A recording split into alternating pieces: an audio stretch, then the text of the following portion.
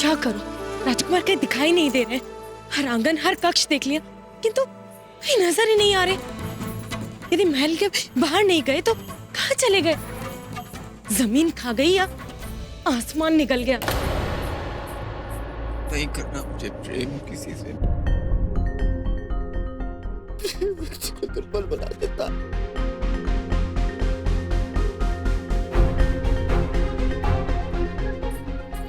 राजकुमार, राजकुमार, राजकुमार, राजकुमार, आप अपनी दशा तो देखिए। वहाँ महल में आपके विवाह का उत्सव चल रहा है और आप यहाँ मदिरा में चूर। राजकुमारी चारुमती आपकी प्रतीक्षा कर रही है। मुझे लगता है इस प्रकार तो मैं अकेले राजकुमार को मंडप तक नहीं ले जा पाऊंगी। मुझे राजकुमार कार्तिकेय की सहायता लेनी ही होगी।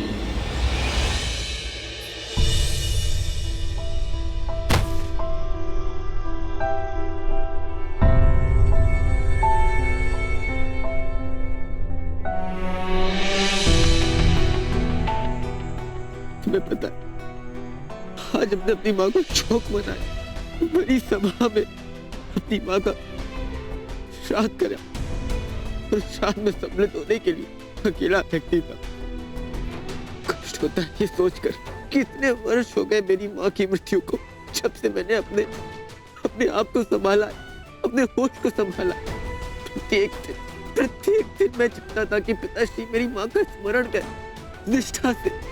कष्ट होता है ये सोचकर कि अब तक वो दिन नहीं आया जिस दिन पिताश्री ने मेरी माँ का स्मरण किया। नहीं राजकुमार, आप महाराज को गलत समझ रहे हैं। आपकी माँ उनकी प्रिय मित्र थी और इतने वर्षों में आपके पिता ने भी उन्हें स्मरण अवश्य किया होगा, किंतु एक प्रेमिका के रूप में नहीं, एक प्रिय मित्र की भांति। जिस बात का विचारी किसी को दुखी करते उस बात को स्मरण करने का क्या लाभ? आपकी माँ को स्मरण करके महाराज को प्रसन्नता नहीं, दुख होता है, दुख। और आपको इस बात की आपत्ति क्यों है? वे उस व्यक्ति का दुख मना रहे हैं जो इस संसार में है ही नहीं, और जो है वे उसके साथ नहीं। जीवित तो मैं भी हूं ना। देखो तो फिर आज तक उन्हें मेरी उपस्थिति का आभास क्यों नहीं? क्यों आज तक वो मुझसे प्रसन्न नहीं हुए? क्यों? इतने वर्षों तक वो उस नंदिनी की प्रतीक्षा करते रहे, उसके प्रेम में इतने विलीन हो गए कि उन्हें अपने जीवित पुत्र की भावनाओं का विचार तक नहीं आया। किंतु राजकुमार, महारानी नंदिनी भी तो आप ही की माँ है। नहीं, संभव। वो मेरी माँ नहीं है, वो मेरी माँ का स्थान नहीं ले सकती। मेरी कोई माँ नहीं, कोई पिता नहीं है मेरे।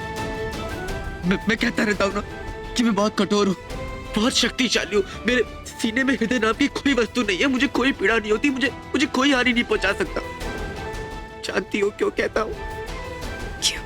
क्योंकि मैं स्वयं को सिद्ध कराता हूँ कि मैं अकेला, ताकि जब मैं सवेरे उठूं तो मुझे ये भली भांति ज्ञात हो कि इस महल में कोई नहीं है जिसे मैं सवेरे उठकर देख सकता हूँ, अपने दुख को बता सकता हूँ, अपने आश्रयों को दिखा सकता हूँ। यदि कोई है तो वो है बड़ी माँ, जो मुझसे प्रेम करती है, मेरी परवाह करती है, किंतु वो भी मुझसे अधिक हैरानी से प्रेम करती है। आज आपका विवाह है राजकुमार, और अब आपका दुख और सुख बांटने के लिए आपकी पत्नी होगी। पत्नी है जिसे मेरी माँ ने मेरे लिए चुना, किंतु मेरे दुख बांटने के लिए नहीं, इसलिए ताकि मैं अधिक शक्तिशाली बनूं। तुम्हें पता है मैं क्यों नहीं रोता? क्यों? रोने का, आंसुओं को बहाने का क्या लाभ? उसे पूछने वाला ही कोई ना। राजकुमार, कोई ना उसे पूछने वाला। मैं आपसे घृणा करती हूँ राजकुमार, किंतु मैंने अपनी माँ को वचन दिया है कि मैं आपको विवाह के मंडप तक अवश्य लेकर जाऊंगी। मैं सोच रही थी कि राजकुमार कार्तिकेय को अपनी सहायता के लिए बुलाऊंगी, किंतु नहीं, ये रहस्य आपके और मेरे मध्य ही रहेगा राजकुमार। आप एक राजकुमार हैं, और यदि आपको इस दशा में किसी ने देख लिया तो नहीं। चलिए राजकुमार, उठिए।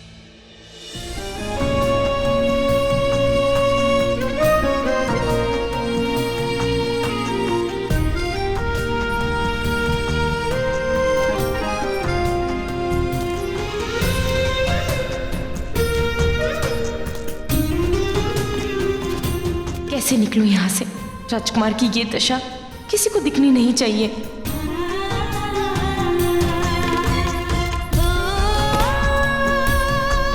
मुझे प्रेम नहीं करना।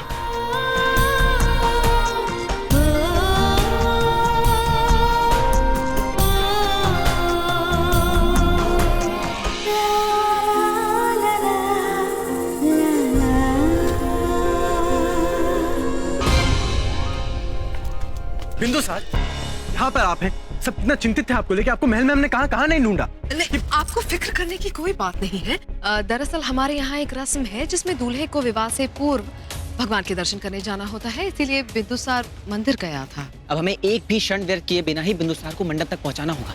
मामा श्री अत्यंत क्रोधित है, इससे पहले कि वो यहाँ आ जाए हमें चलना चाहिए। जी जी, चलो चलो, आओ बिंदुसार। मेरे पुत्र बिंदुसार, देखो कोई भी गड़बड़ मत करना और बिल्कुल मत डरना, और डर के कारण कोई बेवकूफी मत कर बैठना, ठीक है? तुम यहाँ हो, वहाँ पर तुम्हारा इंतजार हो रहा है। ये क्या हो रहा है? विवाह का मुहूर्त निकले जा रहा है, जाओ।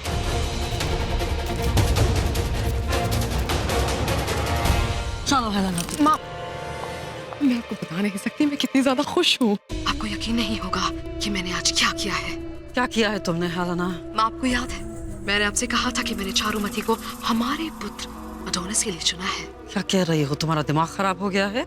हाँ हाँ, उस सहरे के पीछे बिंदुसार नहीं बल्कि हमारा पुत्र अडोनिस है। क्या? तो बिंदुसार कहाँ है? बिंदुसार को तो यहाँ होना चाहिए था, परंतु वो होगा कहीं मदिरा के नशे में, महल के किसी कोने में, किसी अंधेरी कोठरी में धुत। बिंदुसार मदिरा के नशे में धुत होता है, उस वक्त उसे गुस्सा दिलाना बड़ा ही आसान होता है। इसलिए जो झगड़ा उसके और उसके पिता के बीच में हुआ था, उस झगड़े को हवा मैंने दे दी।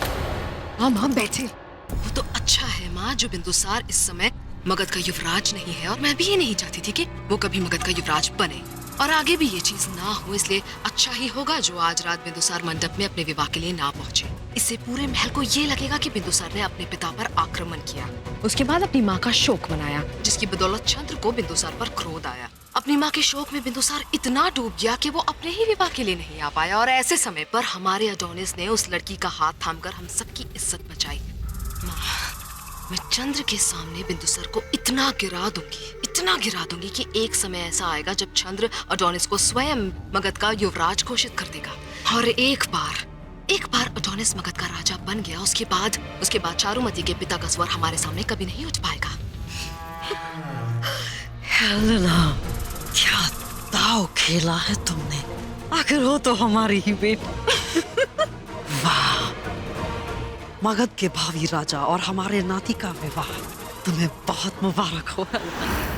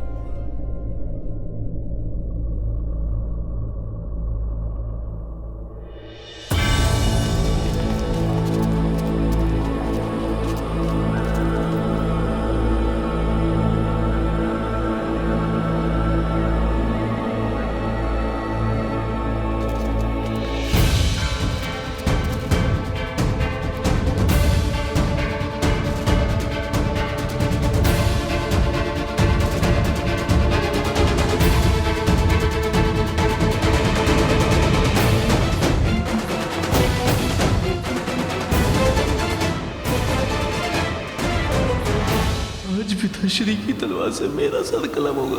बिंदुसार भैया बच गए। भगवान का बहुत बहुत धन्यवाद कि राजकुमार सही समय पर आ गए।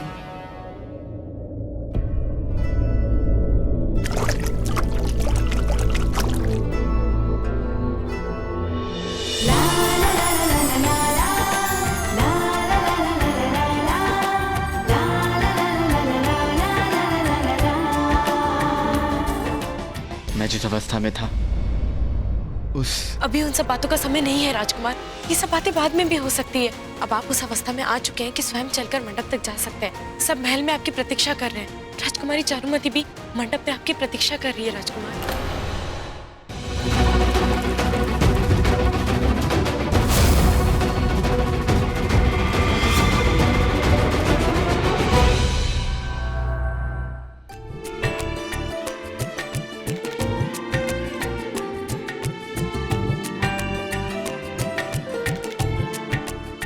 आज आपका विवाह है राजकुमार। आपका नया जीवन आरंभ होने जा रहा है। शीघ्र ही आपके आंसू पहुंचने वाली आएगी राजकुमार, और मैं आशा करती हूँ कि वह सदैव आपको खुश रखेंगी।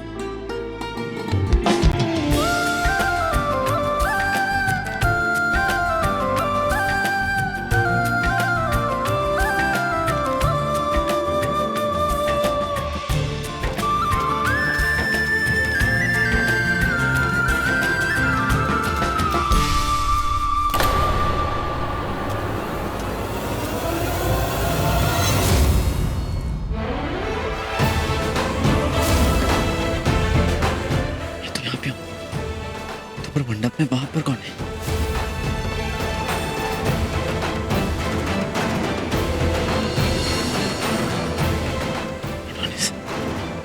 एडोनिस कहाँ?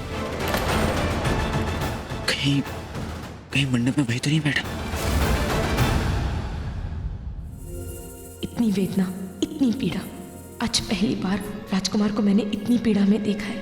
पहली बार मुझे राजकुमार का एक अलग ही रूप देखने को मिला। पहली बार मैंने स्वयं से प्रश्न किया कि क्या ये वही निष्ठुर, कठोर, स्वार्थी राजकुमार है? क्यों मुझे उन पर आज क्रोध के स्थान पर करुणा का आभास हुआ? आज तक उन्होंने मेरे साथ दुर्व्यवहार किया, उसके पश्चात भी आज मुझे उन पर क्रोध क्यों नहीं आया?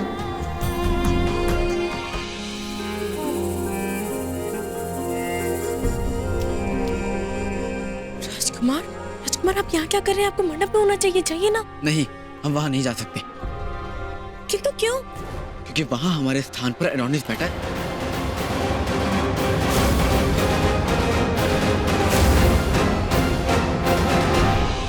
राजकुमार, ये कैसे संभव है? विवाह तो आपका होने वाला था ना, आपका भाई कैसे बैठ सकता है?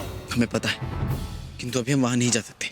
देख नहीं रही हो तुम, वहां पे कितने अतिथि आए हुए हैं। यदि उन्हें तनिक भी भनक लग गई कि चारुमती के साथ एडोनिस बैठा है, हम नहीं, तो बात कितनी बिगड़ जाएगी। अब यदि उनका विवाह हो रहा है तो होने दो।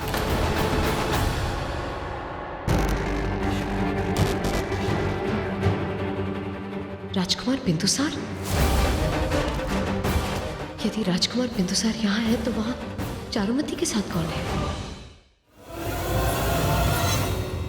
ना, अभी विवाह पूरा नहीं हुआ, खुद पर काबू रखो। क्या कर रही हो? ये विवाह तो आज होकर रहेगा। आज इस विवाह को कौन रोक सकता है? क्योंकि अभी कुछ ही समय में मैं चंद्र से जाकर ये बात कह दूंगी कि बिंदुसार की जगह हमारा एडोनिस इस विवाह के लिए बैठ गया है। उसकी इज्जत बचाने। धर्मा, सुनो, अभी भी जो यहाँ से गए वो राजकुमार बिंदुसार थे ना, तो वो यहाँ क्या कर रहे हैं? और मंडप में फिर कौन बैठा है? वो मंडप में राजकुमार एडोनिस है माँ। राजकुमार एडोनिस? राजकुमार बिंदुसार पर यहाँ से इस प्रकार चले क्यों गए? उनके विवाह में उनकी होने वाली पत्नी के साथ कोई और वहाँ मंडप में कैसे बैठ सकता है? मुझे ज्ञात है कि राजकुमार बिंदुसार इस समय कैसे अनुभूति कर रहे होंगे। मैं उनकी माँ नहीं हूँ, किंतु मेरी सूरत हो बहू महारानी नंदिनी से मेल खाती है, जिन्होंने उनकी सगी माँ की हत्या की है। और उसके बाद उनके पिताश्री महाराज चंद्रगुप्त ने मुझे अपनी पत्नी के रूप में, मगध की महारानी के रूप में स्वीकार किया है। युवराज बिंदुसार को कितनी पीड़ा हो रही होगी ये मैं भली भांति जानती हूँ। अब तो केवल इस बात की प्रतीक्षा कर रही हूँ धर्मा, कि शीघ्र बाबा का पता चल जाए और मैं सत्य जान सकूं। परंतु इन सबसे पूर्व हमें राजकुमार एडोनिस को मंडप से हटा के राजकुमार बिंदुसार को वहाँ पे लाना होगा। यदि राजकुमारी चारुमती के पिता को ये पता चल गया कि राजकुमार बिंदुसार के स्थान पर वहाँ पे राजकुमार एडोनिस है, तो अनर्थ हो जाएगा।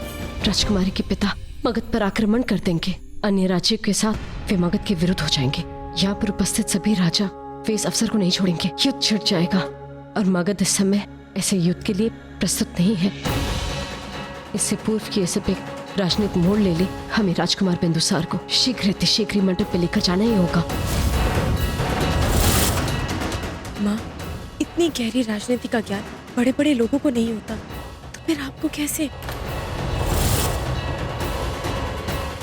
हाँ धर्मा, ये तो मैंने सोचा ही नहीं कि मुझे इस सब के बारे में कैसे क्या। किंतु इन सबसे पूर्व हमें शीघ्र राजकुमार बिंदुसार को मंडप पे लेकर जाना होगा, अन्यथा अनर्थ हो जाएगा। किंतु माँ, हम उन्हें मंडप तक कैसे लेके जाएंगे?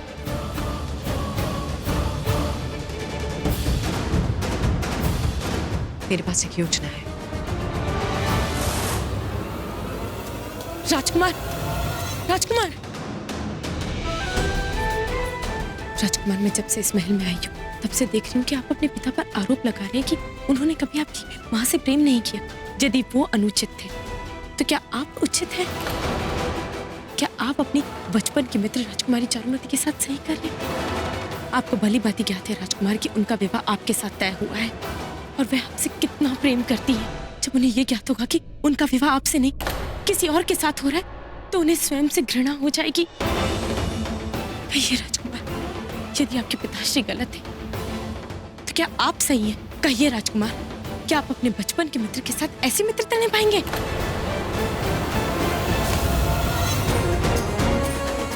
मैंने तुम्हारे समक्ष कुछ अश्रुओं क्या बहा दिए, इसका अर्थ ये नहीं कि तुमको लेकर मेरे विचार, मेरी घृणा में तनिक भी बदलाव आएगा। तुम एक दासी हो और अपनी मर्यादा भूलने का परिणाम तुम भली भांति जानती हो। तुम्हें मुझसे किसी भी प्रकार का प्रश्न करने का कोई अधिकार नहीं। जिस कार्य के लिए हमने तुम्हें इस महल में लाया है उससे अधिक हमारा तुम्हारा कोई संबंध नहीं। नहीं राजकुमार, न मैं अपना स्थान भूली हूँ, न कार्य, और न ये कि मैं एक दासी हूँ। किंतु अपने पिता से घृणा में आप ये भूल रहे हैं कि आप एक राजकुमार हैं। मगध की सुरक्षा का उत्तरदायित्व जितना सम्राट चंद्रगुप्त मौर्य का है उतना आपका भी है। आप कैसे राजकुमारी चारुमती का विवाह अडोनिस के साथ होने दे सकते हैं? क्या आपको नहीं लगता इसका विपरीत प्रभाव मगध पर पड़ेगा?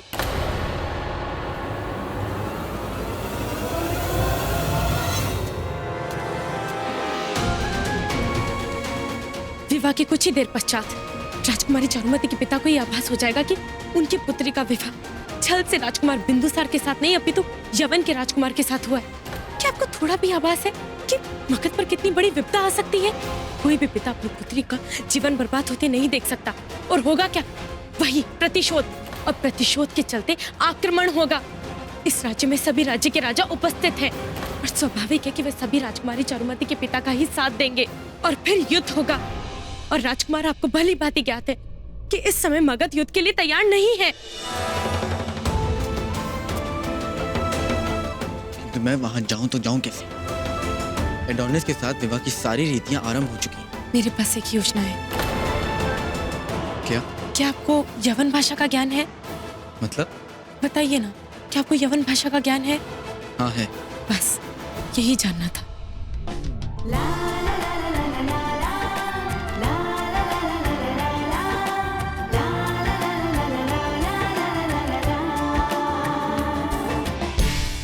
प्रतीत हो रहा है कि बाहर बहुत ही बड़ा तूफानी मौसम आया हुआ है। सवेरे से ही बिना रुके वर्षा हो रही है। वर्षा और तूफान के मौसम में भी महाराज चंद्रगुप्त मौर्य जी की व्यवस्था कितनी अच्छी है।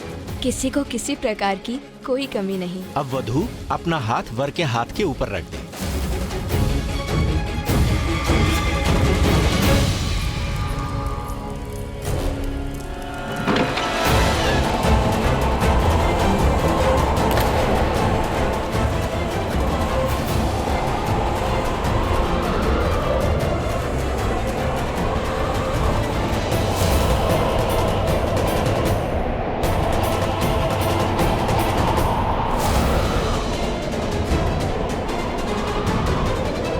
ये झरोके किसने खोल दिए?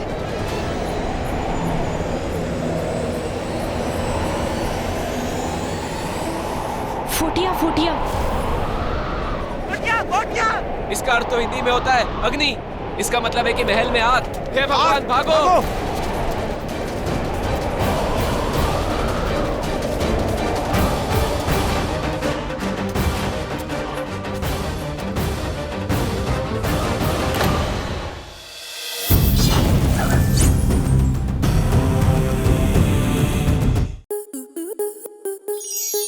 स्टार प्लस के ऐसे ही और बेहतरीन लम्हे देखने के लिए सब्सक्राइब करें हमारे YouTube चैनल को।